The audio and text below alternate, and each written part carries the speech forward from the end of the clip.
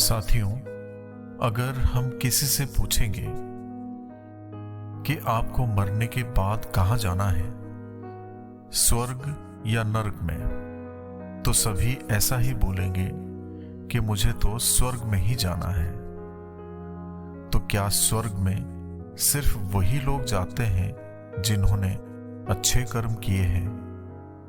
क्या नरक में वही लोग जाते हैं जिन्होंने सिर्फ बुरे कर्म किए होते हैं? ज्यादातर लोगों को यही लगता है कि जिसने अच्छे कर्म किए हैं वो स्वर्ग में जाते हैं और जिसने बुरे कर्म किया है वो सब नरक में जाते हैं। अगर आपको भी ऐसा लगता है तो ये छोटी सी कहानी आपको जरूर सुननी चाहिए। एक महात्मा थे जिन्होंने जीवन भर हरि भजन कीर्तन किया था। हमेशा भगवान के सेवा में लीन रहते थे। उनके आश्रम के सामने एक बहुत बड़ा तालाब था। जब उनका अंतिम समय आया तो उन्होंने देखा कि एक चिड़िया मछली पकड़ रही थी। तो महात्मा ने चिड़िया को उड़ा दिया।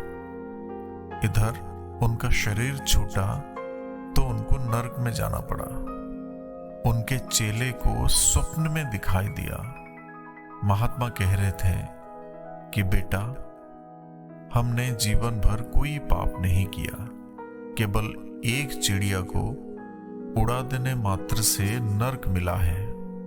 लेकिन तुम सावधान रहना, जब इस शिष्य का भी शरीर छूटने का समय आया तो वही दृश्य पुनः दिखाई दिया कि एक चिड़िया मछली पकड़ रही थी। तो गुरु का निर्देश मानकर उसने चिड़िया को नहीं उड़ाया। मरने पर वो भी नरक में पहुंचा। तब एक गुरु भाई को आकाशवाणी हुई और आकाशवाणी द्वारा पता चला कि गुरुजी ने तो चिड़िया उड़ाया था, इसीलिए नरक गए। हमने तो उड़ाया नहीं, इसीलिए नरक प्राप्त हुआ। पर तुम बच के रहना। जब इन गुरु भाई की मरने की घड़ी आई तो संयोगवश पुनः चिड़िया मछली मारती हुई दिखाई दी। गुरु भाई ने भगवान को प्रणाम करते हुए प्रार्थना की कि हे भगवान, आप मछली में हो और आप चिड़िया में भी हो। हमें नहीं मालूम कि क्या सही है और क्या गलत, पाप क्या है, पुण्य क्या है, हमें नहीं पता। आप अपनी व्यवस्था स्वयं देखें।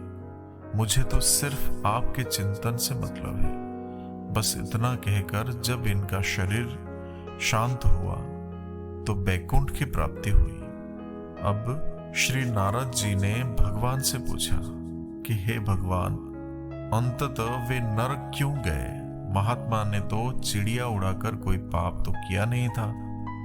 उत्तर में भगवान ने कहा, नारद जी, उस दिन चिड़िया का आहार मछली था, पर गुरुवर ने उसे उड़ा दिया। भूख से छटपटाकर चिड़िया की जान चली गई, अतः पाप लगा, इसलिए उनको नरक जाना पड़ा। तो नारद जी ने फिर से पूछा, दूसरे ने तो नहीं उड़ाया चिड़िया, वो क्यों नरक में गया? भगवान बोले, नारद जी, उस दिन चिड़िया का पेट भरा हुआ था, वो केवल विनोदवश मछली पकड़ रहा था, उसे उड़ा देना चाहिए था। शिष्य से भूल हुई और इस पाप के कारण उसे नरक मिला। अब नारद जी ने पुनः पूछा कि भगवान, और तीसरा? भगवान ने कहा, तीसरा मेरे भजन में लगा रहा। उसने सारी जिम्मेदारी मुझको सौंप दी।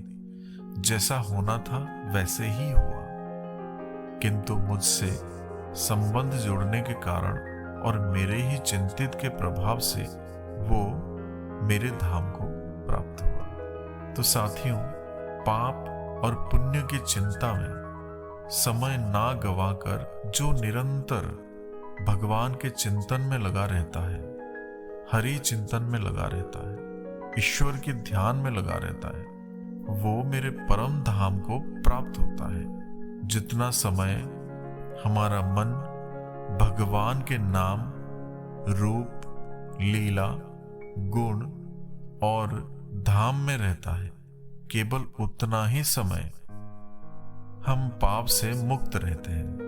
इसलिए सदैव हरि नाम लेते रहें, हरि चर्चा करते रहें, हरि की कथा सुनते रहें। तो फिर मिलेंगे साथियों अगले वीडियो में। तब तक के लिए अपना ख्याल रखना और हमेशा हंसते मुस्कुराते हुए रहना।